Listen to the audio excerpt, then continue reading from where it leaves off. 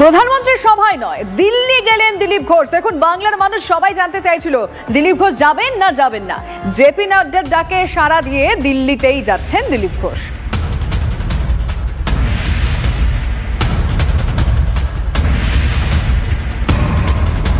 দিলীপ ঘোষ দিল্লি যাওয়ার আগে এয়ারপোর্টে কি বললেন শুনুন। আমাকে কর্মীরা ডেকেছিলেন, তাই আমি হ্যাঁ করেছিলাম। পার্টি ডাকেনি, হয়তো পার্টি চায়ও না আমি যাই, অস্বস্তি হবে, সেই জন্য আমি যাচ্ছি না দুর্গাপুরে মাননীয় প্রধানমন্ত্রীর সভা। আর দিল্লি যে চলে যাচ্ছেন সেটাকে অ্যাভয়েড করার জন্য না কোনো কাজ আছে? দিল্লিতে বিশেষ কাজে যাচ্ছি, পার্টিরই কাজে যাচ্ছি। সুকান্ত মজুমদার কি বলেছেন শুনবো। দিলীপ দা আজকে কেন্দ্রীয় নেতৃত্বের ডাকে দিল্লি গেছেন, উনি দিল্লি থেকে ফিরে আসুন, উনি সমস্ত কিছু ক্লিয়ার করতে পারবেন বলে আমার মনে হয়। কিন্তু তৃণমূল বিষয়টাকে কিভাবে দেখছে? জয়প্রকাশ মজুমদারের সঙ্গে আমি বিষয়ে কথা বলি, শুনবো। কি অদ্ভুত পার্টি! আমি আপনাদের এখানে বারবার বলেছি যে আর পলিটিক্যাল পার্টি নেই, এটা একটা সার্কাস পার্টি হয়ে গেছে। যে ট্রাপিজের খেলা হবে, জোকারটা আসছে কি আসছে না, এইরকম একটা পরিস্থিতি এই বিজেপি পার্টির মধ্যে।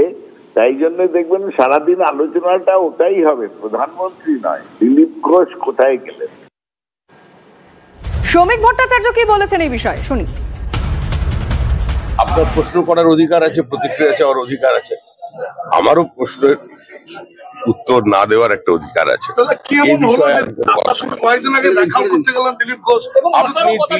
দিলীপ ঘোষ বিজেপিতে ছিলেন, বিজেপিতে আছেন এবং সক্রিয়ভাবে বিজেপিতেই থাকবেন। দেখুন, TV9 বাংলা যখন প্রথম দিলীপ ঘোষকে প্রশ্ন করেছিলেন যে দিলীপ দা আপনি কি যাবেন প্রধানমন্ত্রীর সভায় দুর্গাপুরে, তখন কিন্তু তিনি বলেছিলেন হ্যাঁ আমি যাব।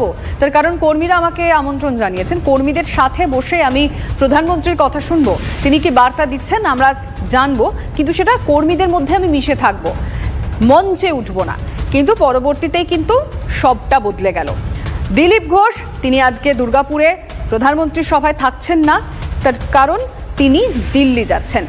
নাড্ডার বাড়ি থেকে বেরিয়ে গেলেন দিলীপ ঘোষ। এই মুহূর্তে আপডেট দিয়ে আপনাদের এই মুহূর্তে TV9 বাংলা জানাচ্ছে আপনাদের আপাতত দেখা হলো না বিজেপির সর্বভারতীয় সভাপতির সঙ্গে। এই মুহূর্তে আপডেট দিচ্ছি, ইতিমধ্যেই দিলীপ ঘোষ পৌঁছে তো গিয়েছেন, কিন্তু নাড্ডার বাড়ি থেকে বেরিয়ে এসছেন। আপাতত দেখা হলো না, দেখা কি হওয়ার সম্ভাবনা রয়েছে? আর পরবর্তীতে জ্যোতির্ময় কর্মকারের কাছ থেকে জানার চেষ্টা করি। জ্যোতির্ময়, দেখো, দুপুর 1টায় সর্বভারতীয় সভাপতি দিলীপ ঘোষ গেছিলেন বলে আমরা সূত্র মারফত খবর পেয়েছিলাম এবং সেই খবর আমরা জানিয়েছিলাম। দিল্লি এয়ারপোর্ট পার্লামেন্টে কিছু কাজে যান তিনি এবং তার পরবর্তী ক্ষেত্রে তিনি সোজা চলে আসেন দুপুর 1টার আগেই দিলীপ ঘোষ পৌঁছে যান জেপি नाड्डा বাড়িতে। কিন্তু पहिले जेव्हा मी आणि साई लग्न नव्हतं झालेलं ना, तेव्हा ना आम्ही दरवेळेस असा विचार करायचो की आमचं लग्न होईल का। এই মুহূর্তে অন্য কর্মসূচিতে ব্যস্ত রয়েছেন বিজেপির সর্বভারতীয় সভাপতি, তিনি নির্মাণ ভবনে অন্য কাজে আছেন এবং ঠিক সেই সময় তার অফিস থেকে জেপি নাড্ডার সঙ্গে যোগাযোগ করা হবে। জানানো হয়েছে যে আজকে বিকেল বা সন্ধ্যের দিকে এই বৈঠক হতে পারে এবং যে খবর আবার নতুন করে দেখা যাক জ্যোতির্ময় শেষ পর্যন্ত কি হয়, তুমি নজর রাখো।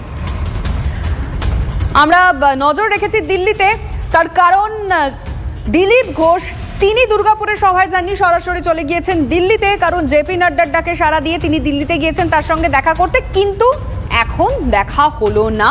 বিকেলে তিনি আরো একবার চেষ্টা করবেন জেপি নাড্ডার সঙ্গে দেখা করার। দেখা যাক তখন দেখা হয় কিনা, তাদের মধ্যে কথা হয় কিনা এবং আরো গুরুত্বপূর্ণ তাদের মধ্যে কি নিয়ে কথা হয়, নজর রয়েছে আমাদের।